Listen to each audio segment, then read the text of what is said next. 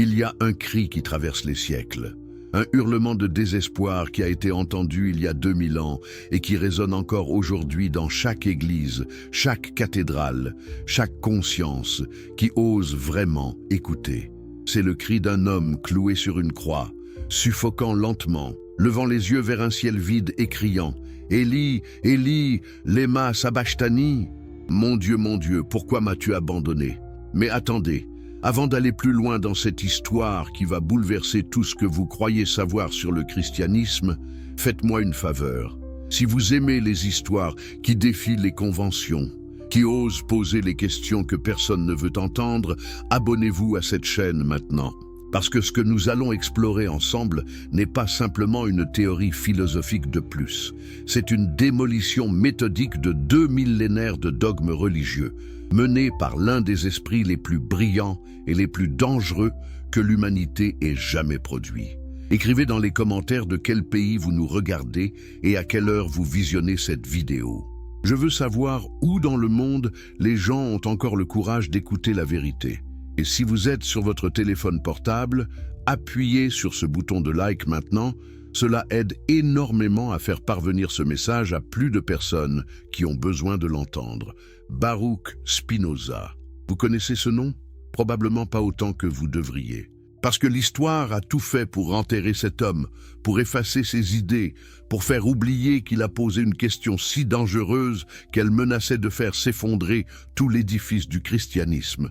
Et cette question commence avec ce cri sur la croix. Imaginez la scène. Jérusalem, 1er siècle de notre ère.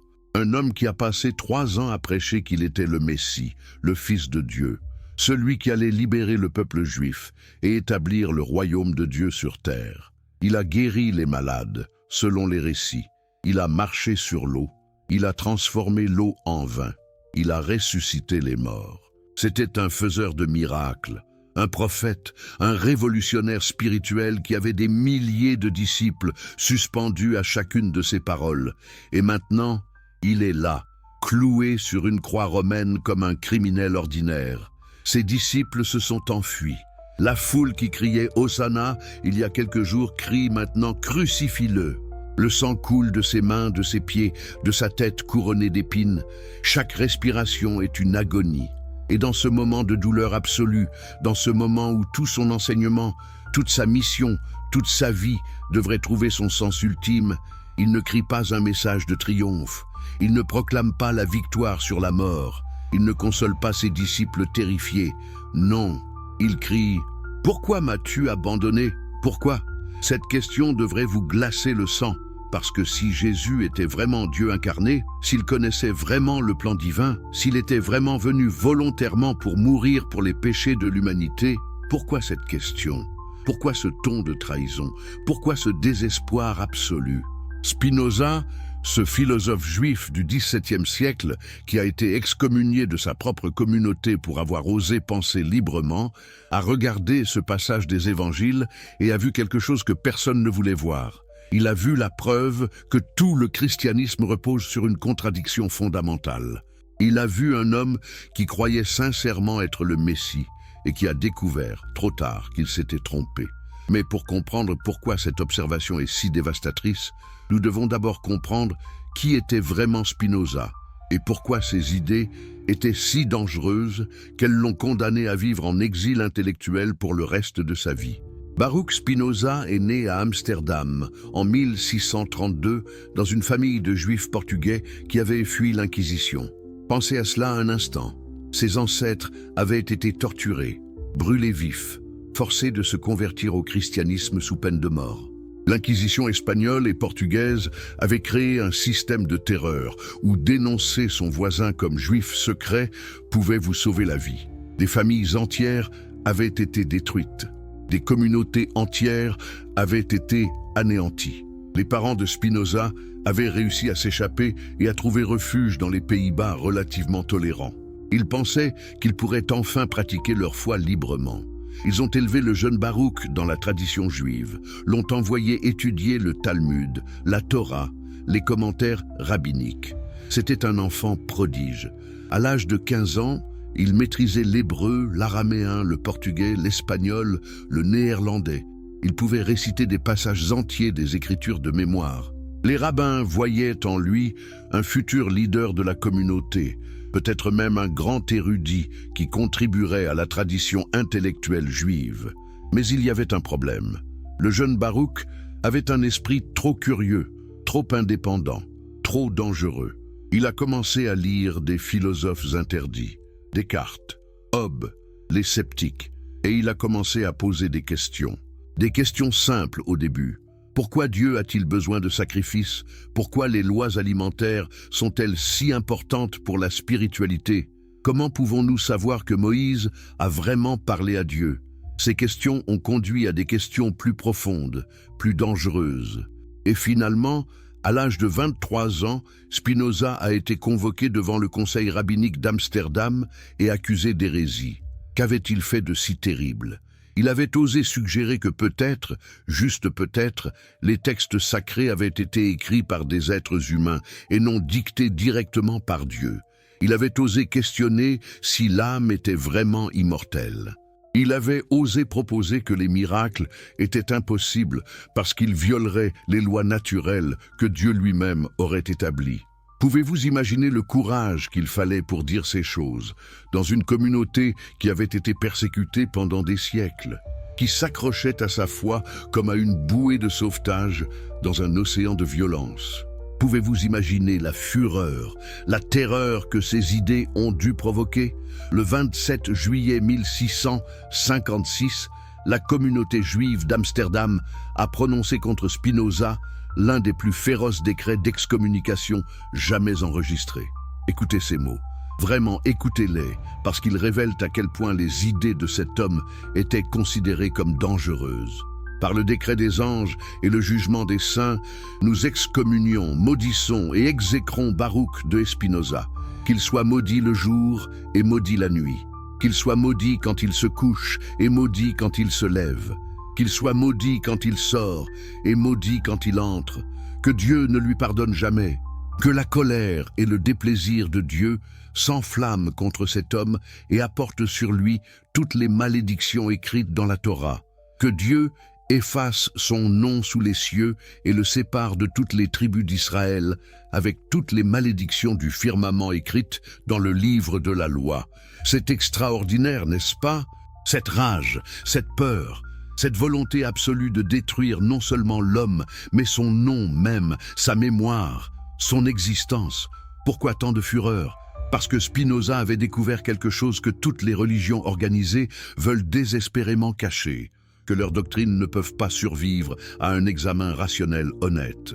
Et maintenant, cet homme excommunié, cet hérétique maudit, s'est tourné vers le christianisme. Et ce qu'il y a vu était encore plus problématique que ce qu'il avait trouvé dans le judaïsme. Parce qu'au moins, le judaïsme ne prétendait pas que son prophète principal était Dieu lui-même. Au moins, le judaïsme n'avait pas cette contradiction fondamentale au cœur de sa théologie. Revenons à la croix.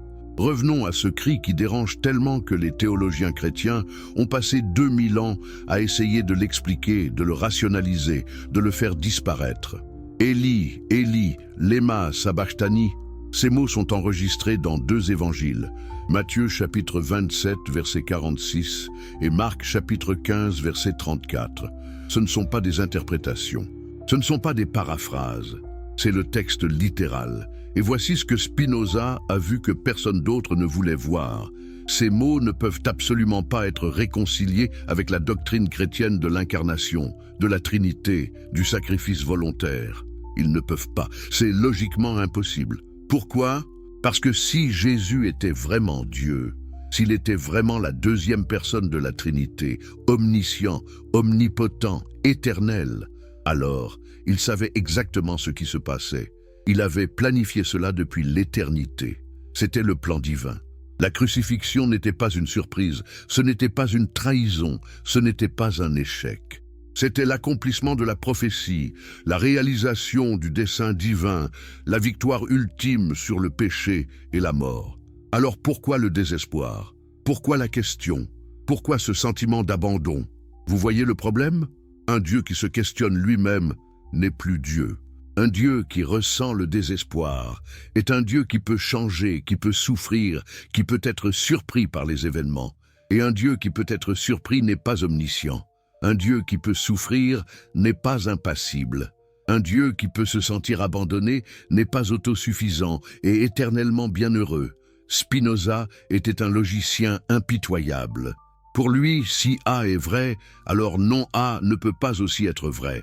C'est le principe de non-contradiction, la fondation même de toute pensée rationnelle. Et ce que le cri de Jésus révèle, c'est une contradiction massive au cœur de la théologie chrétienne. Mais attendez, diront les défenseurs du christianisme, vous ne comprenez pas, Jésus citait le psaume 22, c'était prophétique. Le psaume commence par « Mon Dieu, pourquoi m'as-tu abandonné ?» mais se termine par la victoire et la louange. Jésus récitait ce psaume pour montrer qu'il accomplissait la prophétie, pour donner de l'espoir à ceux qui regardaient.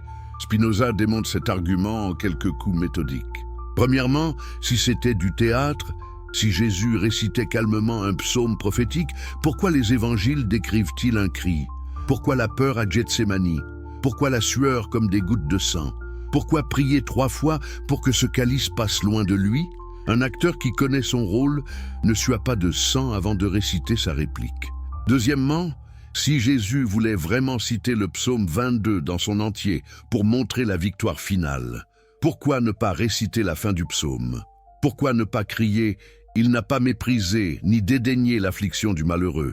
Il ne lui a pas caché sa face, mais il l'a écouté quand il criait vers lui. » Ces mots auraient donné de l'espoir. Ces mots auraient montré la victoire. Mais non, Jésus s'arrête au vers d'abandon, au vers de désespoir. Troisièmement, et c'est crucial, même si nous acceptons que Jésus citait le psaume, cela ne change rien au problème fondamental. Parce que le psaume 22 est l'expression d'un être humain qui se sent abandonné par Dieu. C'est David, le roi humain, qui crie vers Dieu dans sa détresse. Si Jésus s'identifie à ce cri, il s'identifie comme humain, se sentant séparé de Dieu, pas comme Dieu lui-même, orchestrant un plan cosmique. Vous commencez à voir la profondeur du problème? Ce n'est pas juste une question théologique abstraite. C'est une fissure qui traverse toute la structure de la foi chrétienne. Parce que le christianisme ne dit pas simplement que Jésus était un grand enseignant ou un prophète inspiré. Il dit que Jésus était Dieu incarné, la deuxième personne de la Trinité, consubstantielle avec le Père, existant depuis l'éternité. Et voici où Spinoza devient vraiment impitoyable. Il prend la doctrine de la Trinité et la soumet à un examen logique rigoureux. Et ce qu'il découvre, c'est que la Trinité n'est pas un mystère profond qui dépasse la compréhension humaine. C'est une contradiction pure et simple, une impossibilité logique que les théologiens ont habillée de langage mystique pour cacher son absurdité fondamentale. La Trinité affirme qu'il y a un seul Dieu qui existe en 3 personnes, le Père, le Fils et le Saint-Esprit. Ces 3 personnes sont distinctes l'une de l'autre, mais partagent une seule essence divine. Le Père n'est pas le Fils n'est pas le Saint-Esprit n'est pas le Père. Mais tous les 3 sont le seul vrai Dieu. Spinoza demande « Qu'est-ce que cela signifie exactement ?» Si nous utilisons le mot « personne » dans son sens normal, cela signifie un centre de conscience individuel, une volonté distincte, une identité séparée. Vous êtes une personne. Je suis une personne. Nous sommes différents individus avec des pensées, des désirs, des expériences différentes. Mais si le Père, le Fils et le Saint-Esprit sont vraiment 3 personnes distinctes dans ce sens, alors ce sont 3 dieux, pas un. C'est du polythéisme pur et simple. Les théologiens chrétiens rejettent avec horreur cette conclusion et insistent qu'il n'y a qu'un seul Dieu. Très bien, dit Spinoza, alors le mot « personne » ne signifie pas ce qu'il signifie normalement. Qu'est-ce qu'il signifie alors? Les théologiens répondent avec toutes sortes de formulations sophistiquées. 3 hypostases dans une ousia, 3 modes de subsistance dans une essence, 3 relations subsistantes dans une nature simple. Et Spinoza répond, ce ne sont que des mots empilés sur des mots, pour cacher le fait que vous défendez une contradiction. Parce que voici la réalité brute. Soit les 3 personnes de la Trinité ont des consciences distinctes, auquel cas vous avez 3 dieux, soit elles partagent une seule conscience, auquel cas, vous n'avez pas trois personnes, mais simplement un Dieu qui se manifeste de trois façons différentes. Il n'y a pas de troisième option logiquement cohérente. Et maintenant, revenons à la croix avec cette compréhension. Si Jésus crie « Pourquoi m'as-tu abandonné ?» au Père, alors nous avons deux centres de conscience distincts. Jésus ressent l'abandon. Le Père abandonne. Ce sont deux expériences subjectives différentes, deux perspectives différentes sur le même événement. Donc deux personnes au sens réel du terme. Donc deux dieux. Mais si Jésus et le Père partagent la même conscience divine, alors le cri n'a aucun sens. Dieu ne peut pas s'abandonner lui-même. Dieu ne peut pas se questionner lui-même. Ce serait comme si vous vous demandiez pourquoi vous vous avez abandonné. C'est absurde. Les théologiens essaient de résoudre cela en disant que Jésus avait deux natures, une divine et une humaine, et que c'était sa nature humaine qui criait, tandis que sa nature divine restait paisible et maîtresse de la situation. Mais Spinoza détruit cet argument aussi. Parce que si les deux natures coexistent dans la même personne, alors la nature divine doit être consciente de ce que ressent la nature humaine. Dieu ne peut pas être ignorant de quoi que ce soit, y compris des expériences de sa propre nature humaine. Donc, la nature divine de Jésus savait que sa nature humaine se sentait abandonnée, savait que sa nature humaine souffrait, savait que sa nature humaine doutait, et n'a rien fait pour rassurer, pour réconforter, pour révéler la vérité. Quel genre de Dieu permet à une partie de lui-même de souffrir inutilement quand il pourrait instantanément soulager cette souffrance avec une seule pensée? Vous voyez comment chaque tentative de résoudre la contradiction crée de nouvelles contradictions? C'est comme essayer de boucher un trou dans un barrage, seulement pour voir 10 nouveaux trous s'ouvrir autour du premier. À un moment donné, vous devez admettre que le barrage lui-même est fondamentalement défectueux. Mais Spinoza va encore plus loin. Il ne se contente pas de démontrer que la Trinité est logiquement incohérente. Il montre pourquoi elle est logiquement incohérente, en traçant son origine historique non pas à une révélation divine, mais à des compromis politiques dans l'Église primitive. La Trinité n'apparaît nulle part dans le Nouveau Testament. Nulle part. Vous pouvez chercher aussi longtemps que vous voulez. Vous ne trouverez jamais Jésus disant « Je suis la deuxième personne de la Trinité » ou « Le Père, le Fils et le Saint-Esprit sont un seul Dieu en trois personnes ». Ces formulations ont été développées des siècles après la mort de Jésus par des conseils d'évêques qui se battaient pour le pouvoir politique et théologique. Le concile de Nicée en 325 de notre ère, le concile de Constantinople en 381, le concile de Chalcédoine en 451.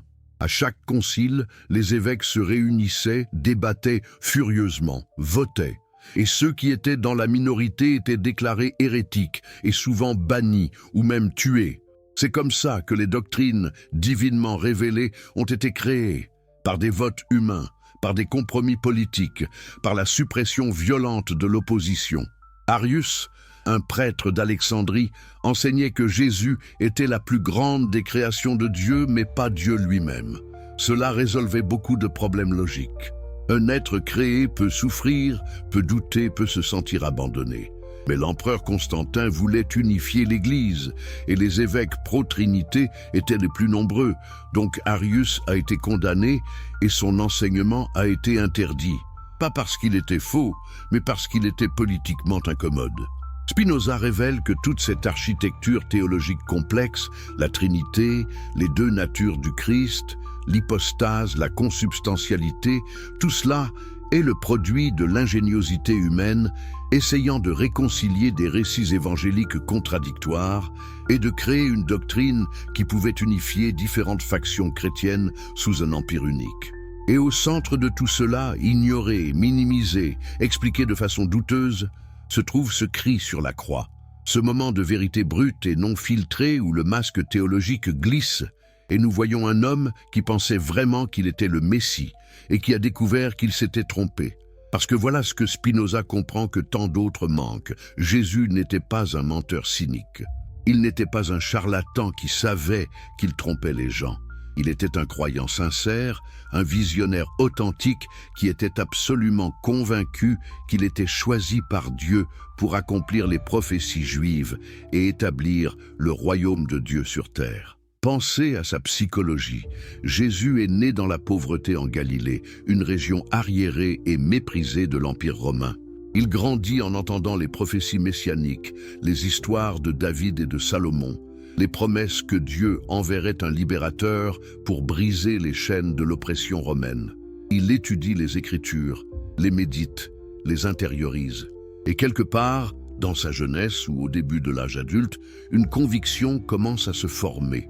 Peut-être à travers une expérience mystique, peut-être à travers une réflexion profonde, peut-être à travers l'encouragement d'autres, il commence à croire que c'est lui. Il est le Messie attendu. Il est celui que Dieu a choisi. Ce n'est pas aussi fou que cela pourrait paraître. L'histoire est remplie de personnes qui ont eu des convictions messianiques similaires.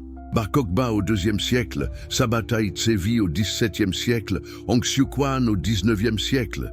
Tous croyaient sincèrement qu'ils étaient choisis divinement pour transformer le monde. Tous ont attiré des milliers ou des millions de disciples. Tous ont finalement échoué d'une manière ou d'une autre. Jésus commence son ministère avec cette conviction brûlante.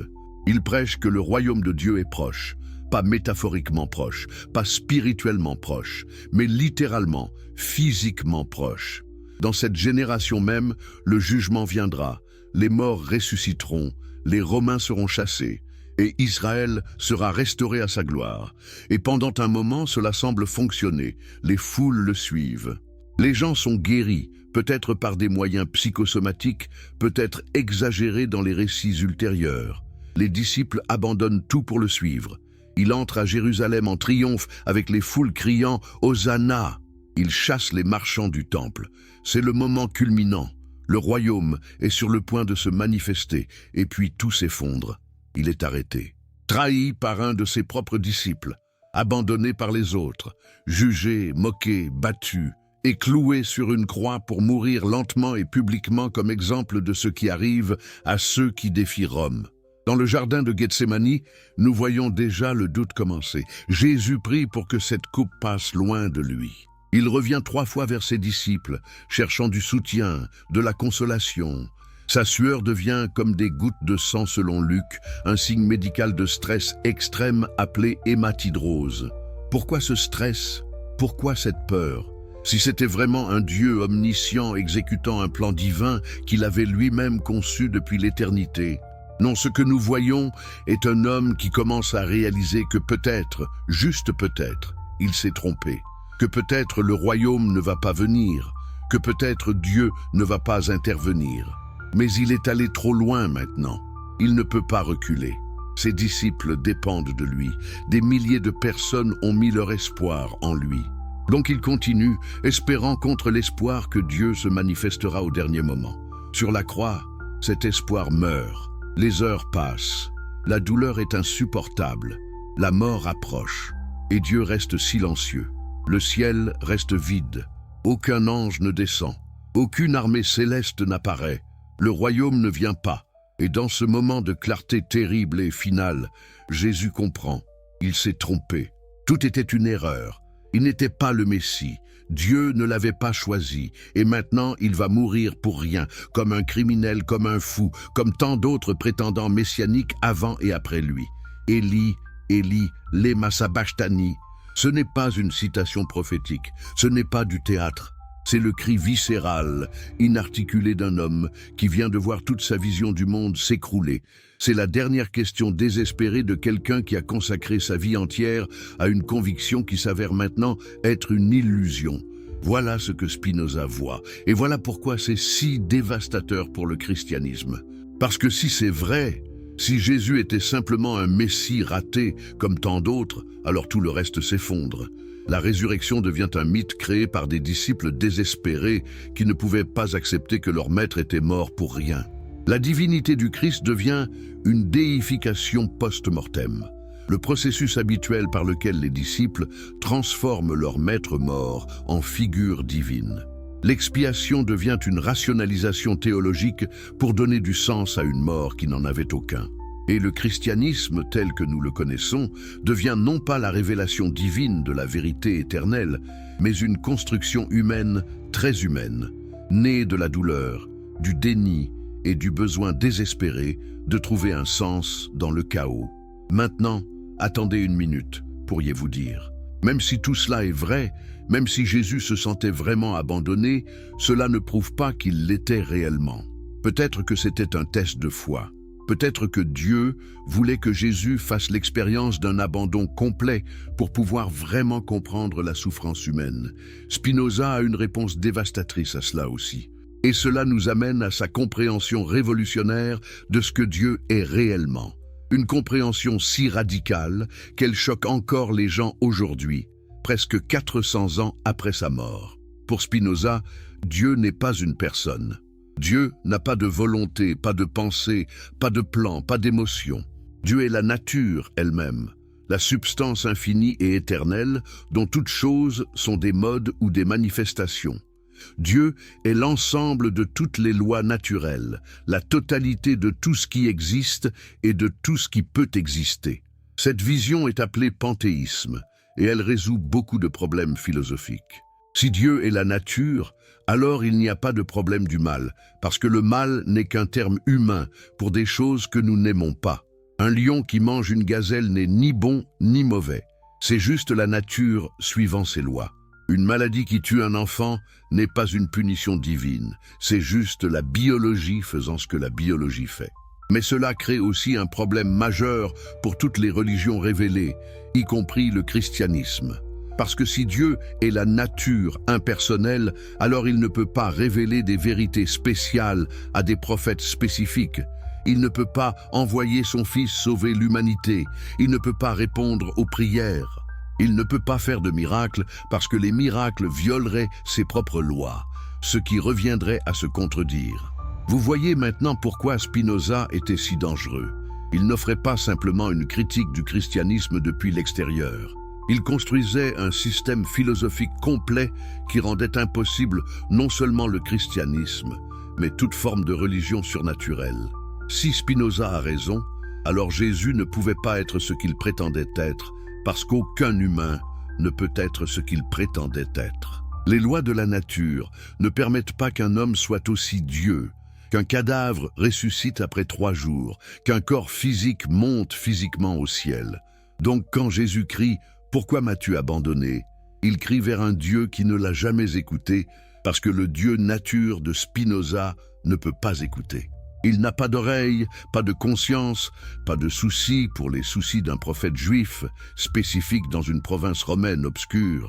Le cri de Jésus disparaît dans l'indifférence cosmique de la nature elle-même. C'est brutal, c'est sans réconfort. C'est exactement le genre de vérité que la plupart des gens ne veulent pas entendre. Et c'est exactement pourquoi Spinoza insiste pour que nous l'entendions. Parce que voici la chose, vivre avec des mensonges confortables vous garde faible et infantile, et dépendant d'autorités qui prétendent avoir accès à des vérités que vous ne pouvez pas vérifier vous-même. Vivre avec des vérités dures vous rend fort et adulte et libre de penser par vous-même. Le christianisme promet le salut à travers Jésus-Christ. Mais Spinoza demande « Salut de quoi exactement ?» Si Dieu est la nature, il n'y a pas de péché originel, parce que la nature ne se soucie pas de si vous mangez un fruit interdit dans un jardin mythique. Il n'y a pas d'enfer, parce que la nature ne torture pas éternellement les gens pour avoir eu de mauvaises croyances pendant leur courte vie. Il n'y a pas de paradis, parce que quand votre corps meurt, la conscience qui en dépendait cesse d'exister. C'est terrifiant pour beaucoup de gens. L'idée qu'il n'y a pas de vie après la mort, pas de récompense ultime pour les bons et de punition pour les mauvais, pas de justice cosmique qui corrige tous les torts. C'est terrifiant parce que cela signifie que les injustices que nous voyons dans ce monde sont les seules injustices qu'il y aura jamais. Les enfants qui meurent de cancer ne seront jamais compensés dans un au-delà. Les tyrans qui meurent paisiblement dans leur sommeil ne seront jamais punis dans un enfer. C'est juste la vie, brutale et aléatoire et indifférente. Mais Spinoza dit que nous devrions embrasser cette vérité, pas la fuir. Parce que quand vous réalisez qu'il n'y a pas de juge cosmique qui garde un compte, que toute moralité doit être basée sur la compréhension rationnelle de comment les humains prospèrent ensemble, vous devenez vraiment moral pour la première fois. Vous n'êtes pas bon parce que vous avez peur d'être puni ou parce que vous voulez une récompense. Vous êtes bon parce que vous comprenez que la bonté crée un monde meilleur pour vous et pour tout le monde. Vous aimez votre prochain non parce que Dieu vous l'ordonne, mais parce que vous reconnaissez que votre prochain est fait de la même substance que vous, est tout aussi réel que vous, mérite tout autant de bonheur que vous. C'est une éthique basée sur la raison et l'empathie, pas sur la peur et l'obéissance. Et quand vous réalisez qu'il n'y a pas de vie après la mort, la vie que vous avez maintenant devient infiniment plus précieuse. Vous ne pouvez pas gaspiller cette vie en attendant une prochaine. Vous devez vivre pleinement, aimer profondément, penser clairement, créer avec audace, parce que c'est tout ce qu'il y a et ce sera jamais. C'est la libération que Spinoza offre. Pas le salut, mais quelque chose de peut-être plus précieux. La liberté de vivre sans peur, sans culpabilité, sans le fardeau d'essayer de plaire à un Dieu imaginaire qui ne vous a jamais parlé et ne vous parlera jamais.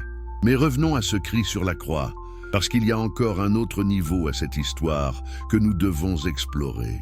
Si vous êtes encore avec moi après ce voyage intellectuel intense, c'est que vous avez le courage de confronter des vérités que la plupart des gens préfèrent ignorer. Avant de plonger encore plus profondément dans cette démolition philosophique du christianisme, j'ai besoin que vous fassiez quelque chose. Abonnez-vous à cette chaîne maintenant. Parce que ce type de contenu, ce type de pensée radicale et sans compromis est exactement ce que les algorithmes essaient de supprimer. Chaque abonnement est un acte de résistance contre la pensée conformiste. Et écrivez-moi dans les commentaires, de quel pays regardez-vous cette vidéo et quelle heure est-il chez vous en ce moment? Je veux créer une carte mondiale de la rébellion intellectuelle, voir où dans le monde les gens osent encore penser librement. Si vous êtes sur votre téléphone, appuyez sur ce bouton de like maintenant. Cela aide vraiment à faire parvenir ce message à plus de personnes qui en ont besoin. Maintenant, allons encore plus profondément. Nous avons établi que le cri de Jésus sur la croix expose une contradiction fatale dans la théologie chrétienne. Nous avons vu comment Spinoza démolit la cohérence logique de la Trinité. Mais il y a quelque chose d'encore plus fondamental qui ne fonctionne pas dans le christianisme, quelque chose qui touche au cœur même de ce que cette religion prétend offrir. Le salut à travers le sacrifice du Christ. Et quand vous examinez vraiment cette doctrine, quand vous la soumettez à un examen rationnel honnête, elle s'effondre en une absurdité morale et logique. Pensez à l'histoire que le christianisme raconte. Au commencement, Dieu crée les humains. Adam et Ève vivent dans un jardin parfait. Dieu leur donne un commandement. Ne mangez pas de ce fruit spécifique. Ils mangent le fruit. Dieu devient furieux et les maudit, ainsi que tous leurs descendants à perpétuité. Chaque être humain naît maintenant portant cette culpabilité héréditaire, ce péché originel qui nous sépare de Dieu et nous condamne à l'enfer éternel. Mais Dieu, dans sa miséricorde infinie, décide de nous sauver. Comment ? En s'incarnant lui-même comme humain, en vivant une vie parfaite, puis en se faisant torturer et tuer. Ce sacrifice de lui-même à lui-même paie d'une manière ou d'une autre la dette que nous devions à lui-même. Et maintenant, il peut nous pardonner sans violer sa propre justice. Ceux qui croient en ce sacrifice vont au paradis. Ceux qui ne le font pas vont en enfer pour toujours. Arrêtez-vous ici. Vraiment, arrêtez-vous et réfléchissez à cette histoire. Est-ce que cela a le moindre sens? Commençons par le début. Dieu crée des humains avec la capacité de désobéir, les place dans un jardin avec un arbre interdit et autorise un serpent tentateur à errer librement. C'est comme mettre un enfant de 2 ans dans une pièce avec un gros bouton rouge brillant et dire « Ne touche pas à ce bouton », puis partir pendant des heures. Qu'est-ce que vous pensez qu'il va se passer? Si Dieu est vraiment omniscient, il savait exactement qu'Adam et Ève mangeraient le fruit avant même de les créer. Il a créé la situation entière en sachant quel en serait le résultat. C'était un piège dès le début. Et puis il les punit pour avoir fait exactement ce qu'ils savaient qu'ils feraient. Quel genre de justice est-ce? Mais cela devient pire. Parce que Dieu ne punit pas seulement Adam et Ève, il punit tous leurs descendants. Vous et moi, nous sommes déclarés coupables d'un crime commis par des ancêtres que nous n'avons jamais rencontrés, dans un jardin qui n'a jamais existé des milliers d'années avant notre naissance. Spinoza demande « Montrez-moi un seul système juridique humain qui fonctionne de cette manière. Si votre arrière-arrière-arrière-grand-père a commis un meurtre, devriez-vous aller en prison? Bien sûr que non. Ce serait une parodie de justice. Mais apparemment, la justice divine fonctionne différemment de la justice humaine. Elle est moins juste, moins raisonnable, moins morale. Un juge humain qui punirait des enfants innocents pour les crimes de leurs parents serait immédiatement démis de ses fonctions et probablement emprisonné lui-même. Mais quand Dieu le fait, nous sommes censés louer sa sagesse mystérieuse. Spinoza voit ici quelque chose de profond. Le christianisme a projeté sur Dieu les pires traits des tyrans humains, puis a exigé que nous les appelions vertus.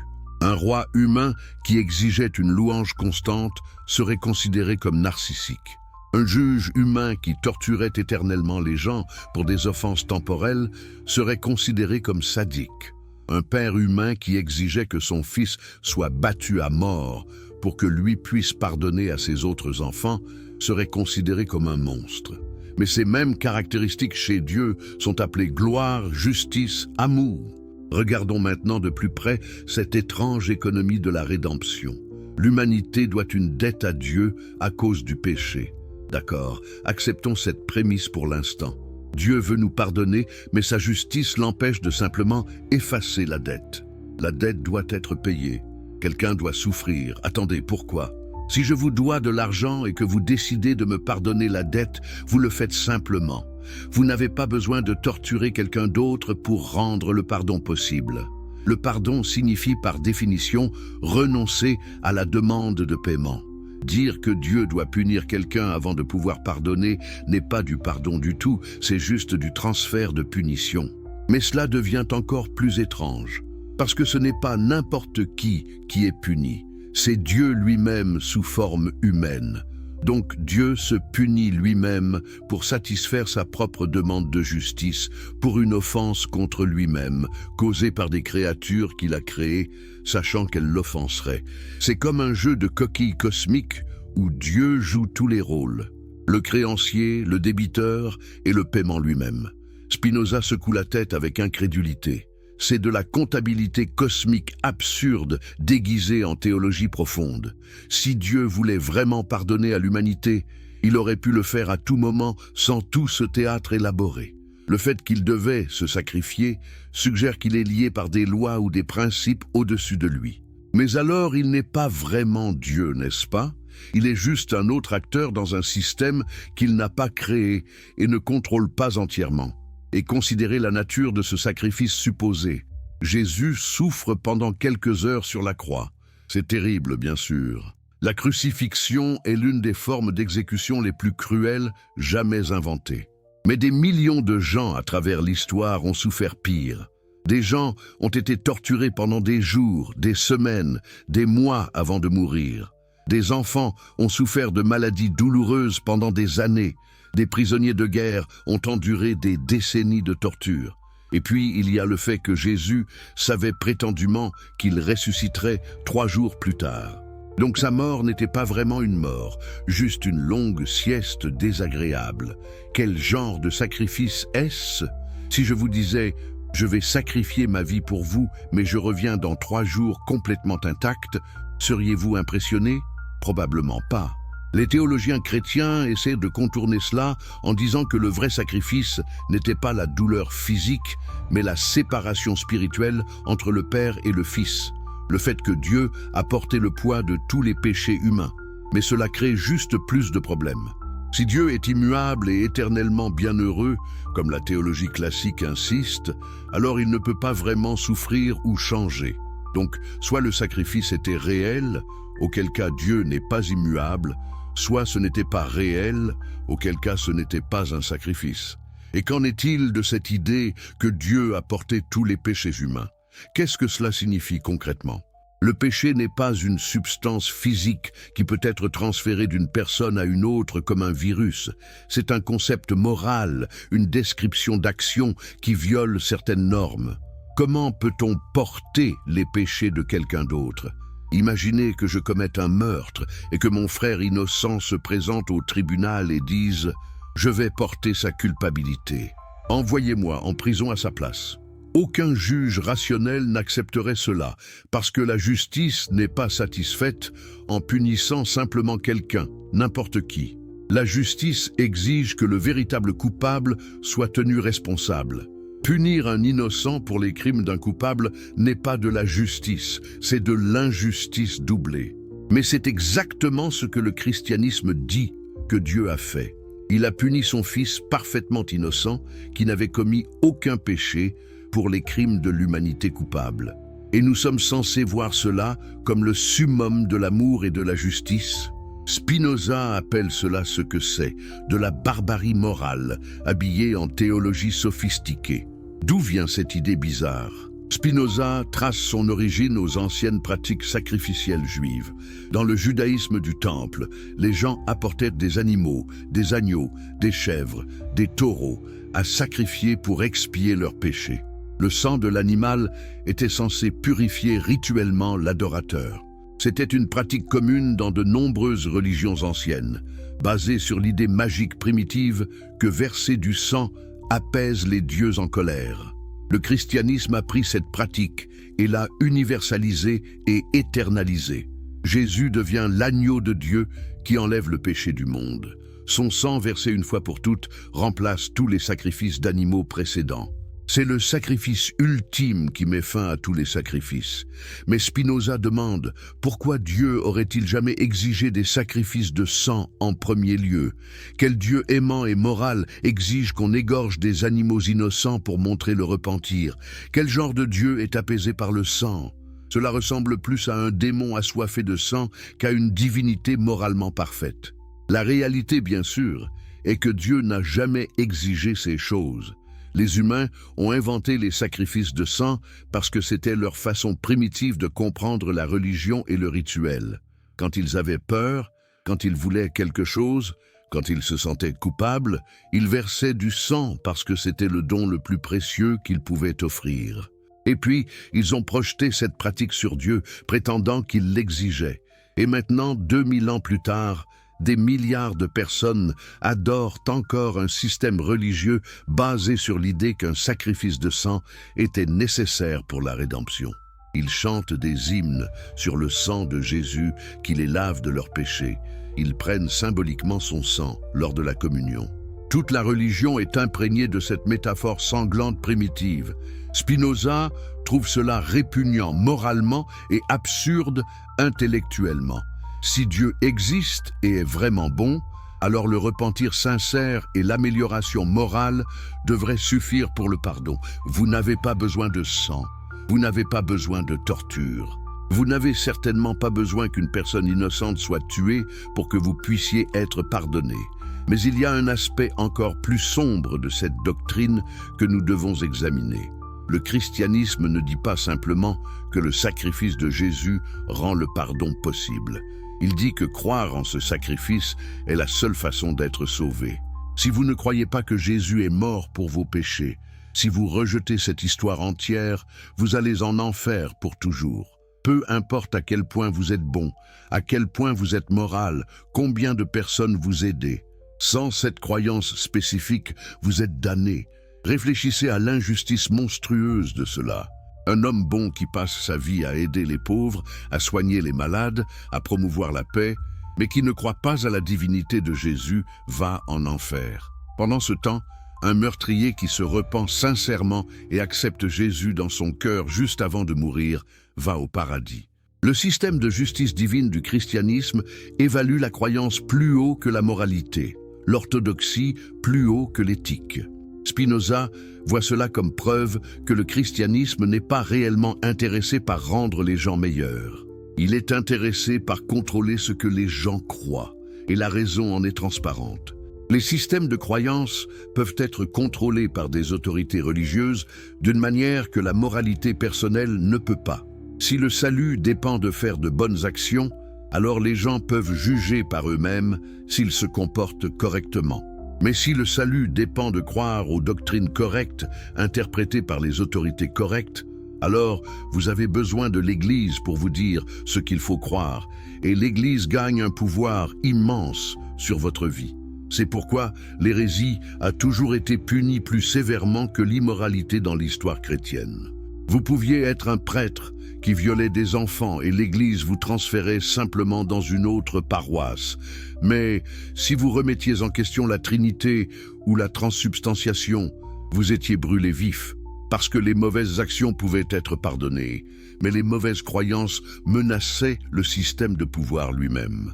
Et maintenant, permettez-moi de vous poser une question qui devrait vous garder éveillé la nuit. Si Dieu existe vraiment et est vraiment juste, pensez-vous qu'il se soucie plus de si vous croyez aux bonnes doctrines métaphysiques ou de comment vous traitez les autres êtres humains?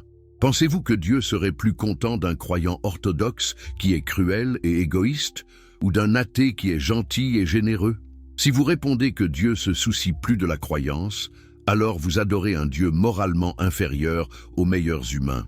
Si vous répondez que Dieu se soucie plus du comportement, alors vous admettez que la doctrine centrale du christianisme sur la foi comme seul chemin vers le salut est fausse. Spinoza nous libère de ce faux dilemme en rejetant entièrement les prémices. Il n'y a pas de Dieu personnel qui se soucie de ce que vous croyez ou comment vous agissez. Il y a seulement la nature, fonctionnant selon des lois impersonnelles. Votre but dans la vie n'est pas d'éviter la punition ou de gagner une récompense dans un au-delà, mais de comprendre votre place dans la nature et de vivre en harmonie avec votre vraie nature rationnelle. Mais revenons à Jésus sur la croix, parce qu'il y a un autre aspect crucial que nous n'avons pas encore pleinement exploré. Nous avons parlé de son cri de désespoir, de sa réalisation que Dieu ne venait pas le sauver. Mais que s'est-il passé ensuite? Comment ce Messie apparemment raté est-il devenu le fondateur de la plus grande religion du monde? La réponse nous amène à l'un des phénomènes psychologiques les plus fascinants de l'histoire humaine, la naissance de la croyance en la résurrection. Imaginez que vous êtes l'un des disciples de Jésus. Vous avez tout abandonné pour le suivre. Votre famille vous a probablement renié. Votre communauté vous considère comme un fou. Vous avez passé 3 ans à voyager avec cet homme, à écouter ses enseignements, à assister à ses miracles présumés. Il vous a promis que vous siégeriez sur des trônes, jugeant les 12 tribus d'Israël quand le royaume de Dieu viendrait. Vous avez cru chacun de ces mots, et maintenant il est mort. Pas mort glorieusement au combat, pas mort vieux et respecté, mais mort comme un criminel, humilié publiquement, abandonné même par Dieu selon ses propres dernières paroles. Tout ce en quoi vous croyez, tout ce pourquoi vous avez sacrifié, s'est avéré être une illusion. Comment gérez-vous cela psychologiquement? Comment acceptez-vous que vous avez gaspillé les meilleures années de votre vie sur un faux prophète?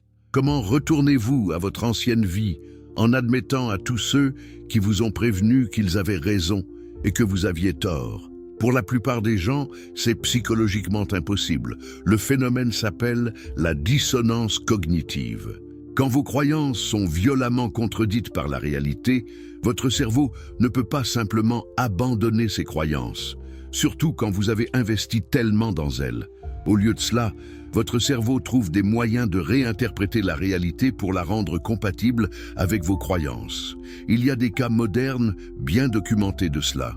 Dans les années 1950, une femme nommée Dorothy Martin a prédit qu'une inondation détruirait le monde le 21 décembre 1954. Elle prétendait recevoir des messages d'extraterrestres qui lui avaient dit que les vrais croyants seraient sauvés par des soucoupes volantes avant l'inondation. Un groupe de disciples a abandonné leurs emplois, quitté leur famille et donné tous leurs biens, attendant d'être sauvés. Le 21 décembre est arrivé et passé. Aucune inondation, aucune soucoupe volante. Qu'ont fait les disciples? Ont-ils admis qu'ils s'étaient trompés et sont retournés à leur vie? Non. Dorothy Martin a reçu un nouveau message, disant que leur foi avait sauvé le monde, que Dieu avait annulé l'inondation à cause de leur dévotion. Et les disciples l'ont cru. En fait, Beaucoup sont devenus encore plus dévoués après l'échec de la prophétie qu'avant. C'est la psychologie humaine. Quand vous avez trop investi pour abandonner, votre cerveau trouve des moyens de transformer l'échec en succès, la défaite en victoire, le désespoir en espoir. Maintenant, appliquez cela aux disciples de Jésus. Ils ne peuvent pas accepter qu'il soit simplement mort et que c'est tout. Donc ils commencent à avoir des expériences. Peut-être qu'ils le voient dans des rêves. Peut-être qu'ils ont des visions dans des états de deuil intense. Peut-être qu'ils le voient dans des foules ou le sentent présent quand ils se rassemblent.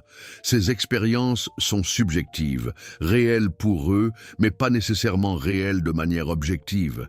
Pierre a une vision de Jésus et la raconte aux autres. Marie-Madeleine va au tombeau et dans son état de deuil et peut-être d'hallucination due au manque de sommeil, voit quelqu'un qu'elle pense être Jésus. Thomas doute jusqu'à ce qu'il ait aussi une expérience qu'il interprète comme rencontrer Jésus ressuscité. Chaque récit se construit sur le précédent. Les histoires deviennent plus élaborées avec le temps. Au début, Paul, écrivant seulement 20 ans après la mort de Jésus, parle de Jésus apparaissant aux disciples, mais ne donne aucun détail sur un corps physique. Il parle d'un corps spirituel, ce qui semble être une contradiction dans les termes, mais suggère quelque chose de non physique. Mais d'ici le temps où les évangiles sont écrits, 40 à 70 ans après les événements, les histoires sont devenues beaucoup plus matérielles. Maintenant, Jésus a un corps physique que vous pouvez toucher. Il mange du poisson pour prouver qu'il n'est pas un fantôme. Il invite Thomas à mettre ses doigts dans ses plaies. Le tombeau est physiquement vide, avec les vêtements funéraires pliés soigneusement. Pourquoi cette évolution de spirituel à physique? Parce que d'ici les années 70 et 80 de notre ère, les chrétiens sont attaqués par des sceptiques qui disent que les disciples ont juste eu des hallucinations de deuil. Donc les évangiles doivent rendre la résurrection plus concrète, plus indéniable, plus physique pour contrer ces critiques. Mais voici le problème. Même dans les récits évangéliques finaux, les histoires de résurrection se contredisent de manière désespérée. Matthieu dit que Marie-Madeleine et l'autre Marie sont allées au tombeau et ont vu un ange. Marc dit que Marie-Madeleine, Marie la mère de Jacques, et Salomé sont allées et ont vu un jeune homme en robe blanche. Luc dit qu'elles ont vu 2 hommes en vêtements éblouissants. Jean dit que seule Marie-Madeleine est allée et n'a d'abord vu personne. Matthieu dit que Jésus est apparu aux femmes quand elles couraient du tombeau. Marc, dans sa fin originale, dit que les femmes ont fui et n'ont rien dit à personne par peur, et il n'y a pas d'apparition de résurrection du tout. Luc dit que Jésus est apparu aux disciples à Jérusalem. Jean a Jésus apparaître à Marie au tombeau, puis aux disciples à Jérusalem, puis à Thomas 8 jours plus tard, puis aux disciples en Galilée. Si c'était vraiment des témoins oculaires rapportant des événements factuels qu'ils avaient vus, leur récit convergerait sur les détails de base.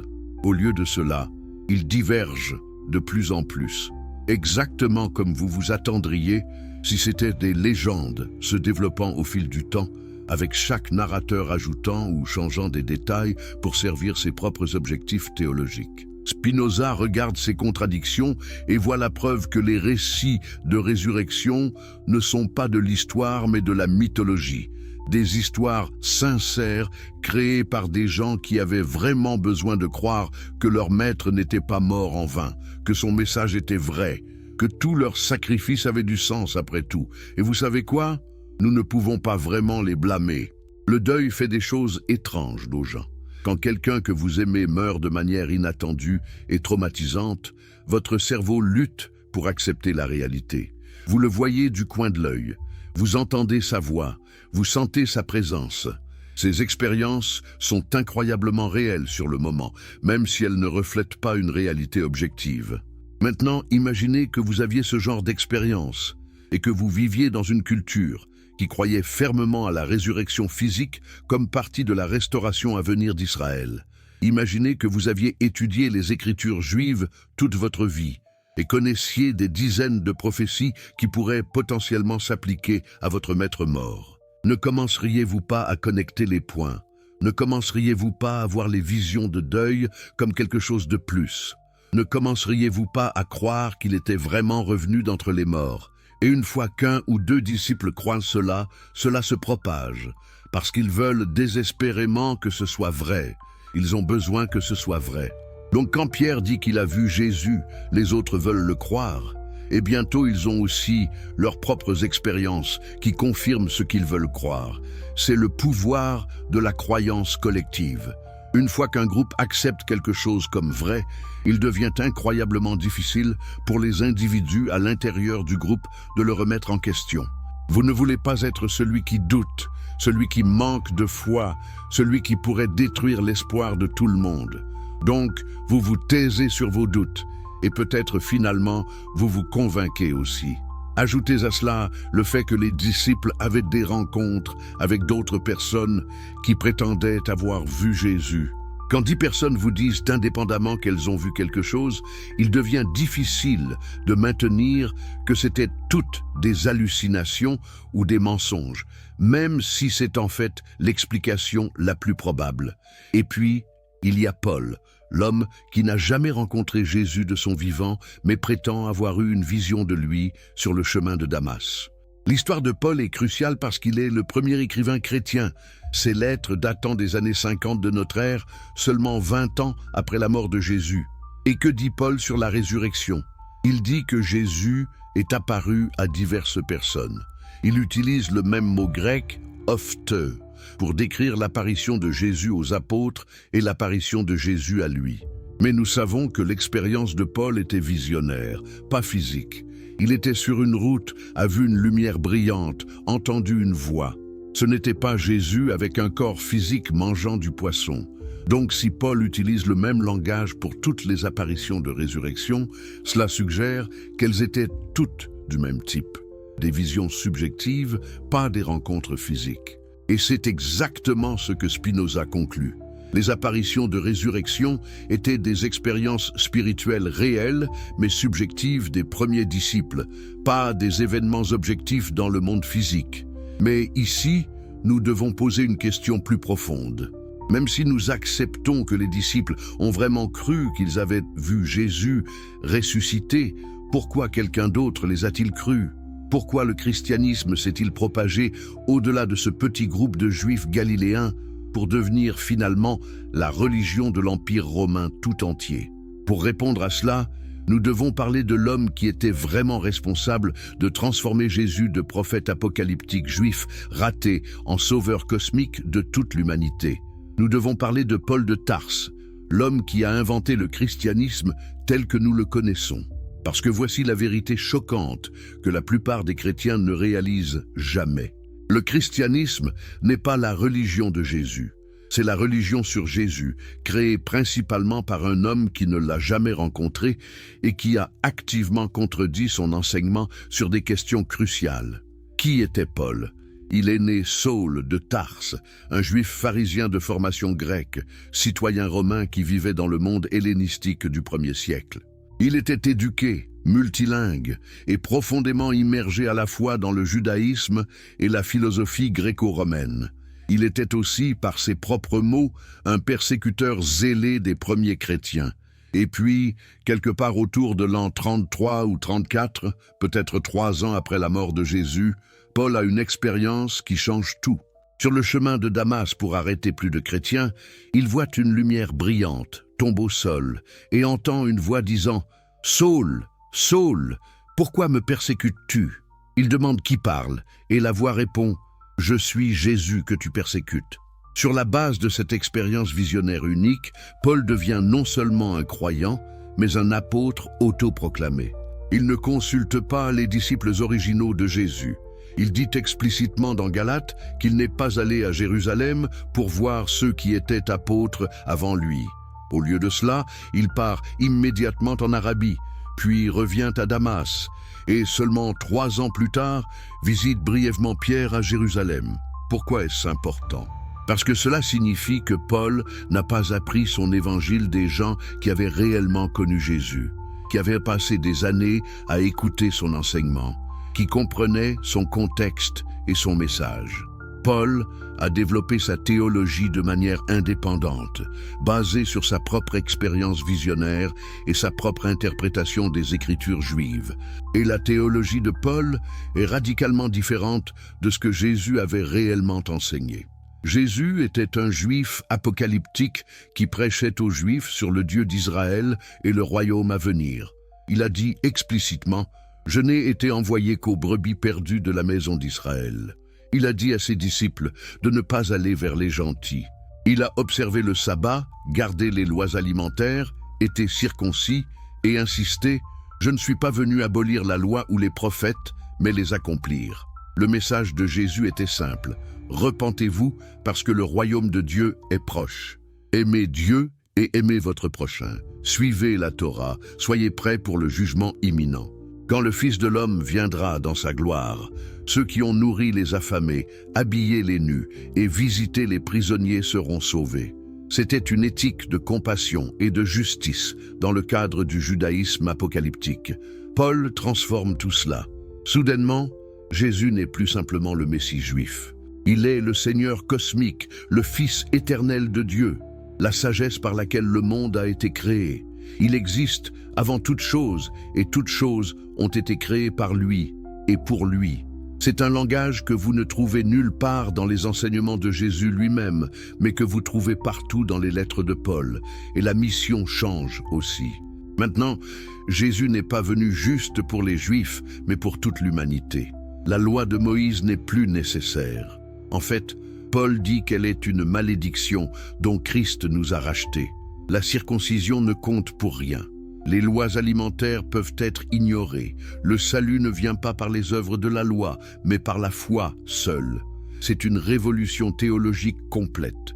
Et cela a créé un conflit massif entre Paul et les disciples originaux de Jésus à Jérusalem, dirigés par Jacques, le propre frère de Jésus. Dans Galates chapitre 2, Paul décrit une confrontation à Antioche où il s'est opposé ouvertement à Pierre parce que Pierre mangeait avec les gentils, mais arrête quand des gens de Jacques arrivent. Et Paul accuse Pierre d'hypocrisie et d'obliger les gentils à vivre comme des Juifs. Mais attendez, pourquoi Jacques, le frère de Jésus, insisterait-il pour que les croyants maintiennent les pratiques juives si Jésus avait vraiment aboli la loi? Ne penserait-il pas que son propre frère saurait mieux? La réponse évidente est que Jacques et les autres disciples de Jérusalem n'avaient jamais entendu Jésus enseigner ce que Paul enseignait maintenant. Il maintenait les pratiques juives parce que c'est ce que Jésus avait fait et enseigné.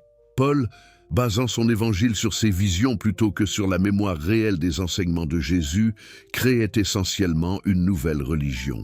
Et voici l'ironie historique. La version de Paul a gagné et la version de Jacques a perdu. Pourquoi?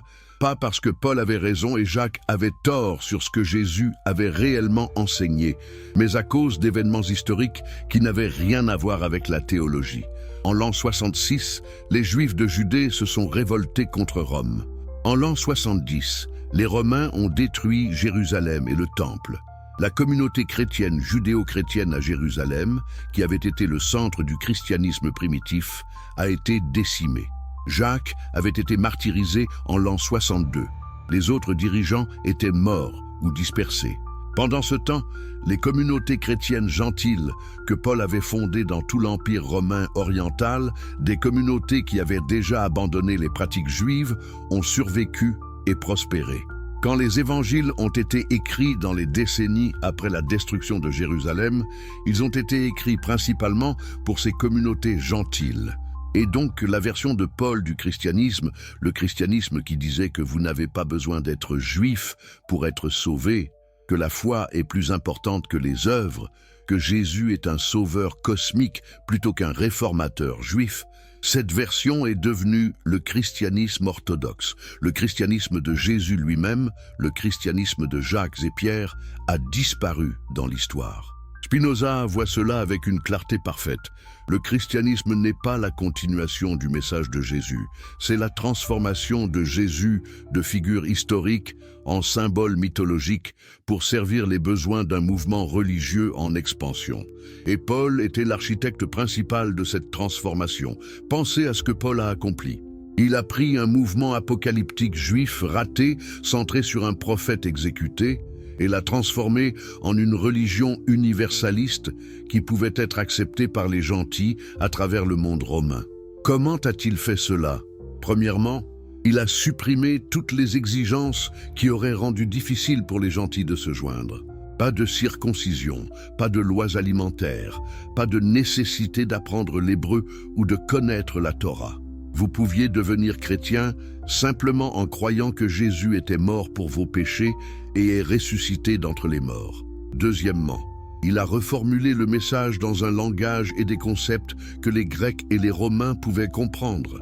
Jésus devient le Logos, le principe rationnel de l'univers. Son sacrifice devient un mystère de salut similaire aux religions à mystère populaire dans le monde hellénistique. La résurrection devient une garantie d'immortalité personnelle, une promesse qui résonnait avec les désirs gréco-romains. Troisièmement, il a créé une théologie qui promettait le salut individuel immédiat plutôt qu'un royaume futur collectif.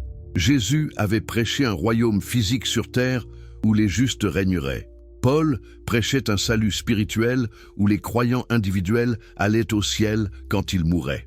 Ce dernier était beaucoup plus attrayant pour les gens vivant sous l'oppression romaine qui voulaient de l'espoir maintenant, pas des promesses d'un futur lointain et incertain. Et quatrièmement, il a créé une structure d'autorité qui permettait au mouvement de croître de manière organisée. Des églises locales avec des anciens et des diacres, des lettres circulant entre les communautés, un ensemble partagé de croyances et de pratiques. Paul était essentiellement le premier organisateur de réseau de l'histoire, créant un mouvement international coordonné à travers ses voyages et sa correspondance. C'était du génie absolument pratique et pragmatique pour construire une religion réussie. Mais était-ce vrai? Paul lui-même n'a jamais prétendu avoir reçu son enseignement de Jésus pendant la vie de Jésus. Il l'a reçu par révélation, par expérience visionnaire, par sa propre interprétation des Écritures. Et voici le coup de pied. Si nous appliquons les mêmes normes à Paul que nous appliquons à n'importe qui d'autre qui prétend avoir reçu une révélation divine à travers une vision, nous devrions être profondément sceptiques. Les gens ont des expériences visionnaires tout le temps. Cela ne les rend pas vrais. Muhammad a eu une vision de l'ange Gabriel dans une grotte. Joseph Smith a eu une vision de Dieu et de Jésus dans un bosquet. Hong Xiu Quan a eu une vision qu'il était le frère de Jésus. Si vous êtes chrétien, vous rejetez probablement ces visions comme fausses ou comme des tromperies démoniaques. Mais vous acceptez la vision de Paul comme authentique. Pourquoi? Quelle est la différence? La différence est simplement que vous avez été élevé dans une culture qui accepte Paul comme une autorité et rejette les autres. Ce n'est pas une question de vérité objective, mais de tradition culturelle. Spinoza nous force à voir cela.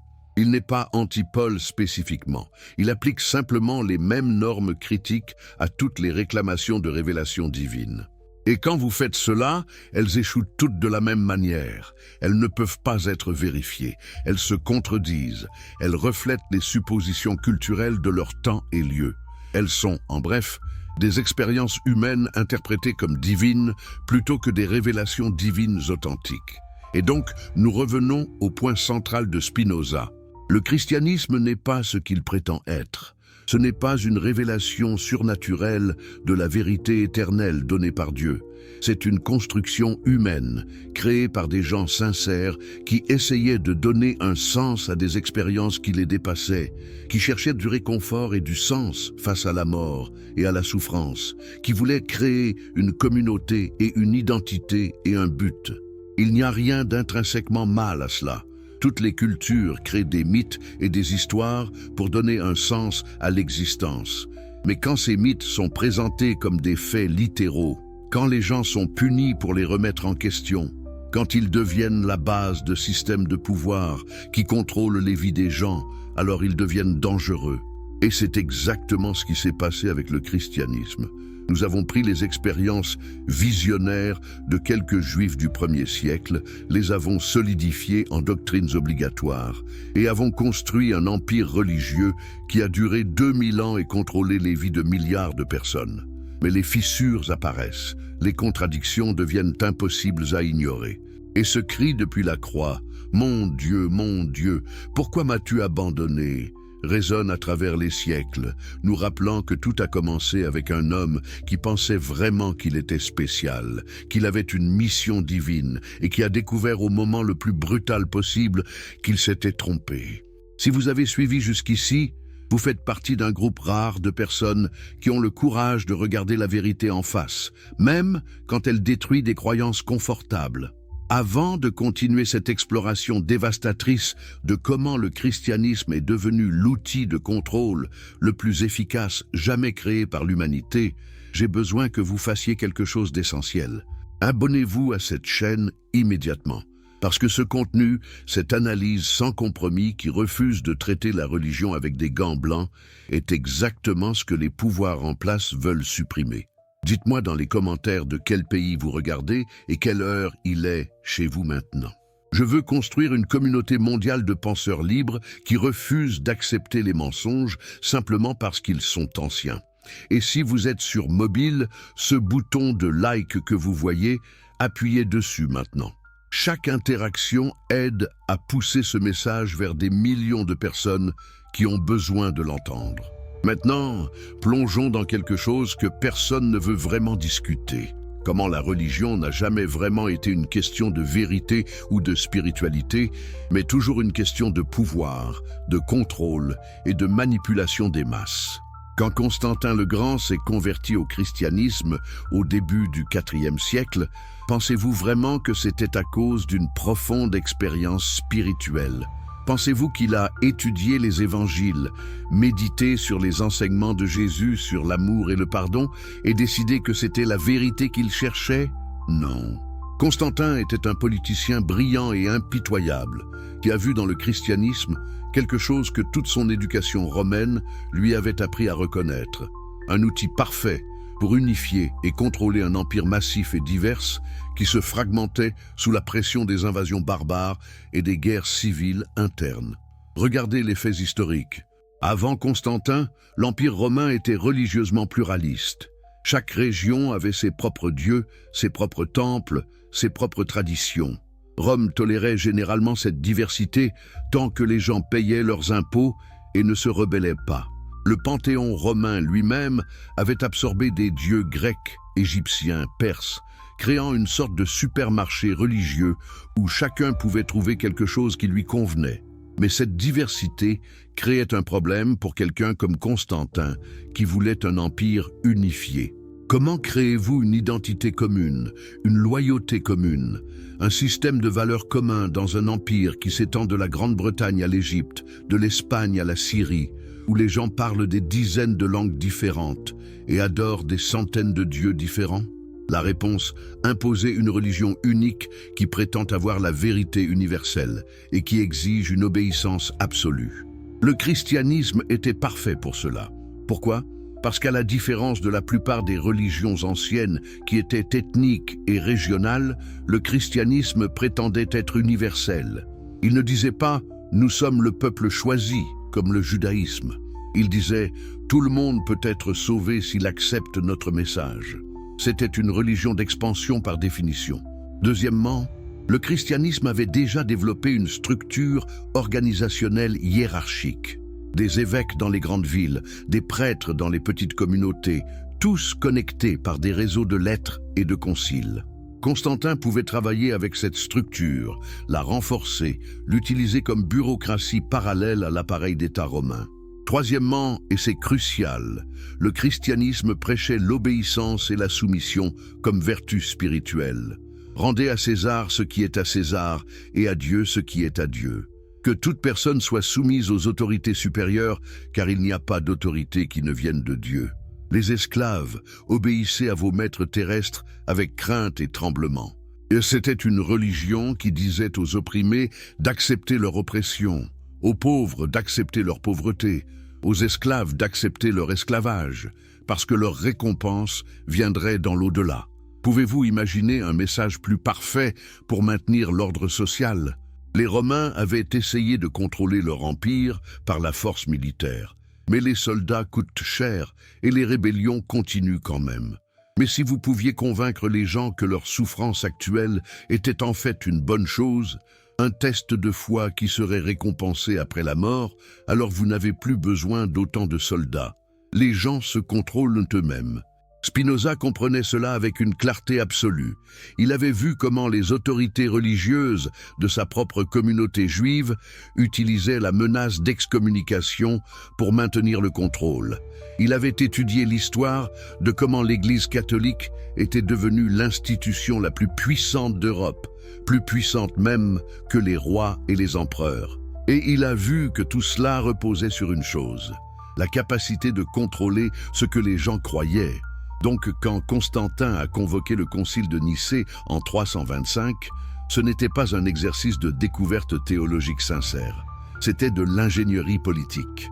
L'Empire avait besoin d'une version standardisée du christianisme, une seule doctrine orthodoxe que tout le monde devait accepter. Les débats sur la nature du Christ, sur la Trinité, sur la relation entre le Père et le Fils, tout cela était cadré comme des questions spirituelles profondes, mais les enjeux réels étaient politiques. Arius et ses partisans disaient que Jésus était la plus grande création de Dieu, mais pas Dieu lui-même. Athanase et ses partisans disaient que Jésus était consubstantiel avec le Père, de la même essence divine. Les débats étaient féroces. Les évêques se criaient dessus, s'accusaient mutuellement d'hérésie. Et Constantin, qui n'était même pas encore baptisé chrétien à ce moment-là, qui ne comprenait probablement pas les subtilités théologiques et s'en fichait probablement, a fait ce que les politiciens font. Il a forcé un vote. La position trinitaire d'Athanase a gagné. Pas parce qu'elle était vraie, pas parce qu'elle était plus logiquement cohérente, mais parce qu'elle avait plus de soutien politique à ce moment et à cet endroit. Et ensuite, voici la partie cruciale. Ceux qui ont perdu le vote n'ont pas été simplement autorisés à maintenir leurs croyances différentes. Ils ont été déclarés hérétiques. Leurs écrits ont été brûlés. Ils ont été exilés. Et finalement, dans les siècles suivants, les hérétiques ont commencé à être exécutés. Réfléchissez à ce que cela signifie. Un groupe d'évêques vote sur une question théologique complexe. Le côté perdant devient soudainement coupable d'un crime punissable de mort. Comment cela a-t-il du sens si nous parlons vraiment de révélation divine? Si Dieu avait vraiment révélé la vérité sur la nature du Christ, ne serait-ce pas évident pour tout le monde? Pourquoi aurait-il besoin d'être décidé par vote, puis imposé par la force? La réponse évidente est que ce n'était pas une révélation divine du tout. C'était une construction humaine, créée pour des raisons politiques, imposée par le pouvoir d'État et ensuite rétroactivement déclarée être la volonté éternelle de Dieu. Et cette alliance entre l'Église et l'État, entre le pouvoir religieux et le pouvoir politique, a défini les 1500 ans suivants de l'histoire européenne. L'Église a donné à l'État la légitimité religieuse et le contrôle idéologique dont il avait besoin. L'État a donné à l'Église la protection militaire et l'application légale dont elle avait besoin. Ensemble, ils